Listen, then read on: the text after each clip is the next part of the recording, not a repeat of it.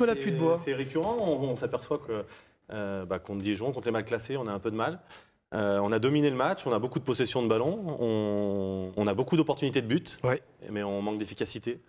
Donc malheureusement, quand on ne marque pas de but, on s'expose derrière à en encaisser, et c'est ce qui s'est passé ce week-end à Lorient. D'accord, pareil, pour vous, quel est le problème à votre avis? Est-ce qu'il y a un vrai problème en profondeur ou est-ce que c'est juste une série de malchance? Un peu comme l'Olympique de Marseille? Je tente. Moi, je crois quand même que... ils auraient pu marquer en première mi-temps. S'ils avaient marqué, peut-être on aurait gagné 3 ou 4. Oui, on méritait à la mi-temps. Fleury a raison, à la mi-temps, on devait mener au moins 2-0 largement, parce qu'on a les opportunités pour le faire. Oui, donc eux, Lorient a commencé, ils avaient peur. Il suffisait de marquer un but pour qu'ils perdent tous leurs moyens. Et là, à la mi-temps, ils sont arrivés à 0-0 miraculeusement. Et après, ils ont pris confiance. Et puis, ils ont marqué un but tout de suite en deuxième mi-temps. Et après, ils se sont mis derrière. Et puis après, ça affole. Lyon s'est un peu affolé. Et puis, voilà. Après, il y a eu moins d'occasions de but. Et puis, ils ont failli même en prendre un deuxième. Parce que sur la fin, c'est un petit peu tendu. Ce problème d'efficacité devient quand même récurrent et moi je dirais même inquiétant. Aucun but sur les 42 derniers tirs de l'OL à l'extérieur. Donc à Dijon, après avoir marqué à Marseille et à Lorient le week-end dernier, c'est quand même beaucoup. On voit que sans Alexandre Lacazette qui a inscrit 40% des buts de l'OL en 2016 en Ligue 1, c'est quand même beaucoup plus compliqué. L'OL n'a aucune marge. 3 défaites en 7 matchs de championnat, alors que Lyon n'a pas joué contre de grosses équipes. C'est quand même très inquiétant, je trouve. On en parlait. Et là, il y a la série qui arrive, inspire quand même à la retenue. Et j'ai envie de dire, l'OL aurait pu marquer, oui, mais on dit ça un peu à chaque fois.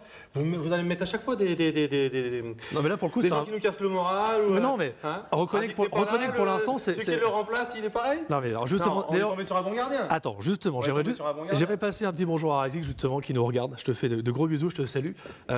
C'est compliqué quand même. On est tombé sur un bon gardien. On l'a mis en confiance, comme Fleury l'a dit, en effet. Mais on sait que vous allez mettre en valeur les gardiens. non, mais là, pour le coup, il a été bon. Il a été inspiré. On l'a aidé. Il y a quelques ballons qu'on lui met dessus. Un gardien, on est d'accord. Si on tire bien au but, il ne peut pas arrêter, tous les tirs. Alors là, c'est le but disait souvent que le but était imparable. Fleury Dinalo, 222 buts sous les couleurs de l'OL. Dijon aussi, le goal avait bien joué. Oui, c'est vrai. Alors, on a des attaquants qui font bien jouer les gardiens. Maintenant, moi, je voulais poser un problème.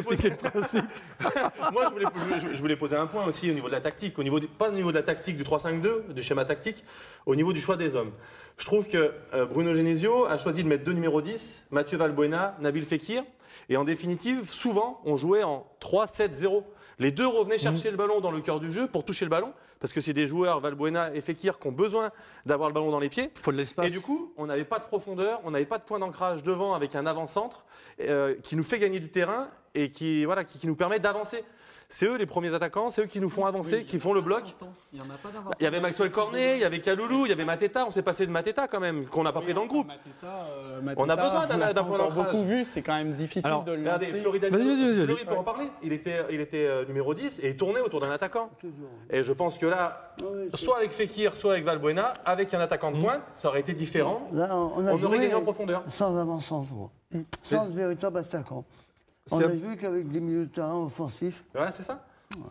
Oui, mais après, il y a la question de l'effectif. Aujourd'hui, l'effectif de l'Olympique Lyonnais, quand Alexandre Lacazette il est blessé, parce que Maxwell Cornet, c'est plus un ailier qui dépanne là dans l'axe. Il revient un petit peu dans l'axe, je suis d'accord. Il revient un petit peu dans l'axe. Il revient de blessure.